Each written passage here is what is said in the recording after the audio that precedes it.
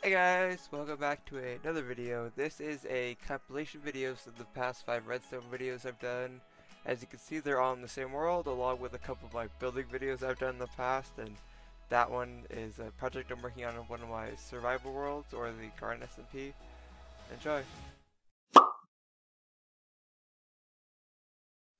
Hey guys, welcome to a new video. This is one we're going over like redstone doors.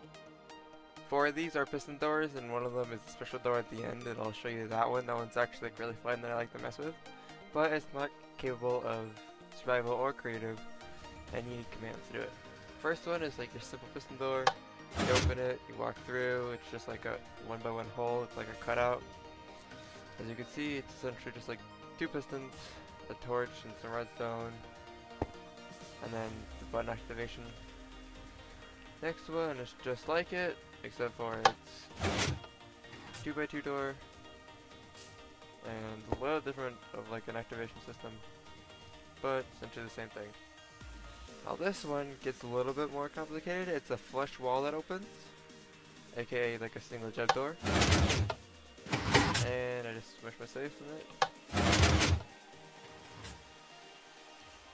Okay, essentially this is a 4x6 piston thing, if you want to call it that. You got the 4 pushing like the door piston and the stone out, and then you got the door piston right here.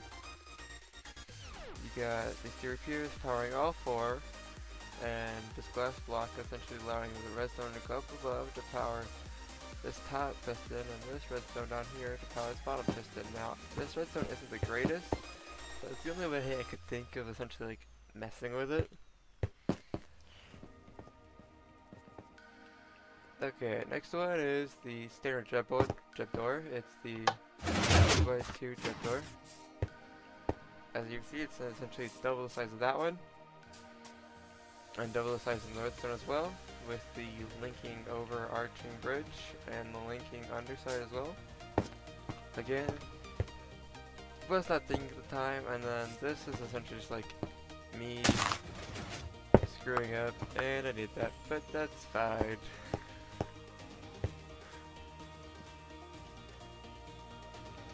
Okay, last one is this one I actually like really enjoy. It's essentially a command block door that essentially allows you to open and close it, and you can essentially set the speed. You can also go from like one side to the other. You don't just have to go from like inside out. You could also make it like sporadic. Just depends on how much you want to mess with the command blocks. Now essentially the command block setup would look something like this. You got the open line right here and the close line right here, along with essentially just like a bunch of fill commands. A bunch of different repeaters, timing it to slow down the door a little bit. And then again, just a simple button activation. This one you don't nearly have to use as much redstone torches because you're not really trying to like turn off something that needs to be active all the time.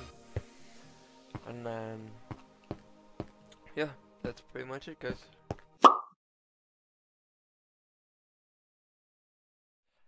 Okay, welcome back, guys. This is a second video off the piston door video I did like the other day. Except for this time, it's essentially how to open the door itself. As you can see, these are the 5 doors, along with essentially the 5 different ways to open them. I'll essentially run through them here in a minute.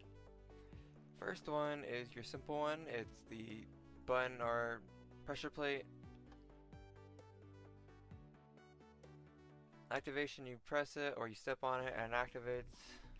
Pretty simple. Second one is tripwire. Now this one, you normally like hide with leaves or something else. That's why I do it this way. You walk on it, and it opens. As you can see here, it's essentially the same thing as the button. It's just activated by, except for it's activated by the block that the hook's attached to instead of the block that the push play button's placed on. Next one is essentially the hopper. Now this one I actually find really cool. Now you can set like filters to this one if you really want to. I don't feel like doing an iron filter with this one. But you throw it in, opens, you walk through, and it closes. Now essentially this one's a little bit more complicated because you have the hopper minecart that sucks the items through the block, and then the hopper's right here, and then the computer is pulling the signal out of this bottom hopper, pumping it in. Now this is a pulse extender because I couldn't seem to like get it to stay open long enough. And when you're doing this, make sure there's not a power block going into here, or else you will have like a second pulse going in to open the door when this is shooting back out. Now this is like the exit key, and this can like be anywhere you want. It doesn't have to be right where I put it. It's just like a good example. And as I said, exit key right there. Okay, next one is essentially the skulk one. Now as you can see, I'm walking in front of it, nothing's happening. Now if I essentially take out some food, where's the food? There's the food. Take it, eat it, and it opens. Now this is essentially the calibrated skulk method. You use the book, the comparator, and the calibrated skulk. Now I'll link a video on essentially how to use this, but it's essentially the same thing. Now the next one's like one of the coolest ones again, with the command door. Essentially you need a command way to open it. Now essentially this one, you don't even have to do anything. You just walk up to it, and it opens, and closes. And again this side, opens, closes. Now how this one works is essentially, it's the test 4 command. Over here, you got the open lines. This is essentially one of them. Now you got your coordinates, just they're a little broken up in X, Y, Z, and the radius, which is essentially how far around that block you want to search. And then you can also search for like a certain player if you want to. And then the second one for the outgoing. And then how this works is you essentially loop the chain of redstone from the back of the open to the front of the close. Now if you were smart and you wanted to do it this way, you put the front of the close on this side. But yeah guys, that's pretty much it.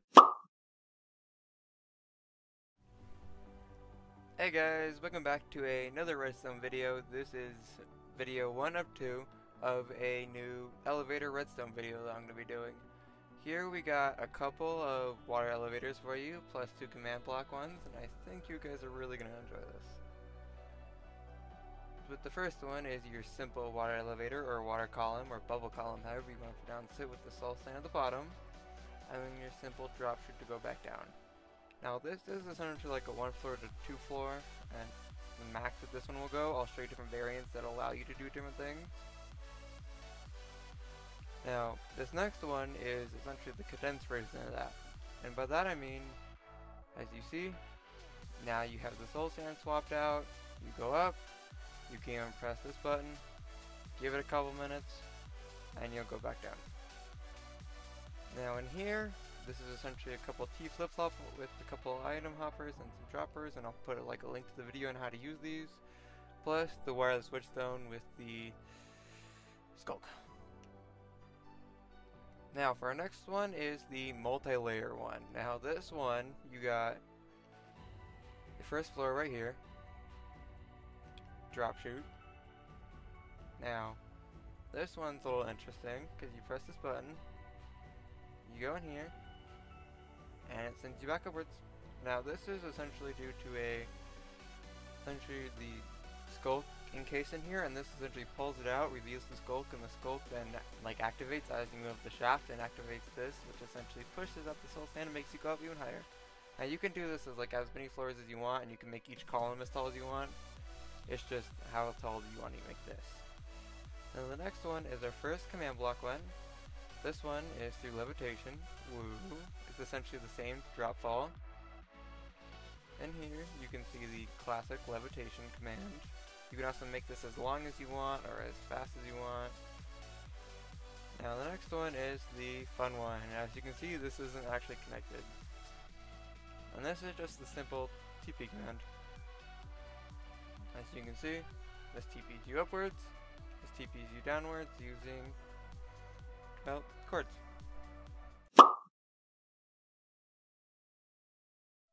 Hey guys, welcome back to another video, or essentially the part 2 of the redstone elevator videos. This was part 1 over here. If you haven't go watch it. This is part 2 over here with a couple of circle elevators, slime blocks, along with the command block in the end.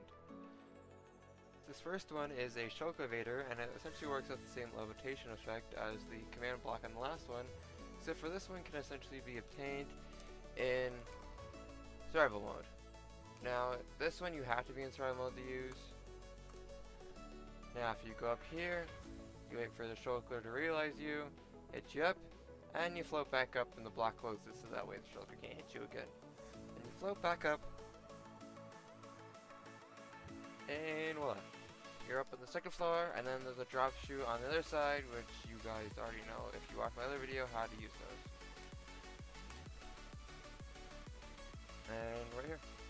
And now all this did, which is turned the difficulty to easy, because shulkers don't attack if it's on peaceful. Now next one is command block flying machine. Now you go in, you actually make it on the flying machine, press the button, and it goes upwards.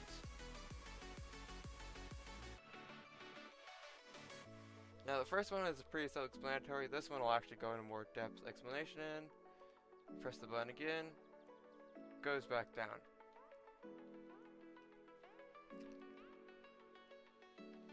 Now, I've been experimenting with flying machines for years and they haven't really worked in bedrock for a while, and they normally will just go up one block, down one block, up one block, down 3 blocks. Now this design I have to owe to Tom Kuto. I'll link his video down below. Now, essentially how this works is this is the flying machine, this whole black panel right here. Now, I don't know why it works with that extra piston pushing out. I don't know. It's weird. But, yeah, essentially this right here, this observer essentially activates this, which pushes this whole thing, and this whole slam block thing drags this whole thing up, and then reverse on this other side to pull this whole side upwards. Now, again, not my design.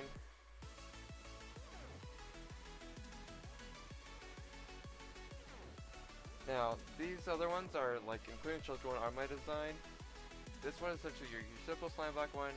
You go up, you press the button, and it launches you upwards. Now, this is essentially pretty simple redstone. Did I leave an entrance? No, I did not. Essentially, piston with slam block and a button. Now, these have to be non-removable blocks, or like non-movable blocks, when you're using slam blocks, or else it'll break the whole thing and it'll move the whole elevator upwards. Redstone is one of those, so is obsidian, so is a couple others. Now this one, this was a multi-floor pusher block. Now that's floor 0, that's this one. Floor 1, you go in, you press the button, and it launches you upwards. Then you go back down the drop chute, and however with this one, you have to go down to floor 1 if you go, or floor 0 technically if you want to use the other ones. Now you press the button, and it pushes you back up again. Then floor 3, press the button, and voila. And you can keep doing that for as many floors as you want to. This is essentially the circuit that you're working with. It's the push out and then push upwards. The slime block with this circuit right here. Now, the floor selecting one is the essentially it's a arrow or an item in an item frame. And that essentially puts out a signal, and depending on where it is, it puts out more signal or more redstone output. And then this essentially blocks the redstone output, so it has to lock in your choice with that button. Now this is essentially, each torch represents like a floor, and the more you turn the item, the more redstone output it gains from the, or this gains from the item frame, and that's essentially how that circuit works. Now over here, this is essentially a very simple one.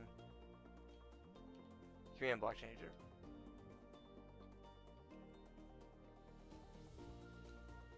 Now all this is just a simple fill command. Right here. Magma, swap it. And then soul sand down here to go back. Soul sand. Pretty self-explanatory. Anyways guys, that's it for this video. Thanks.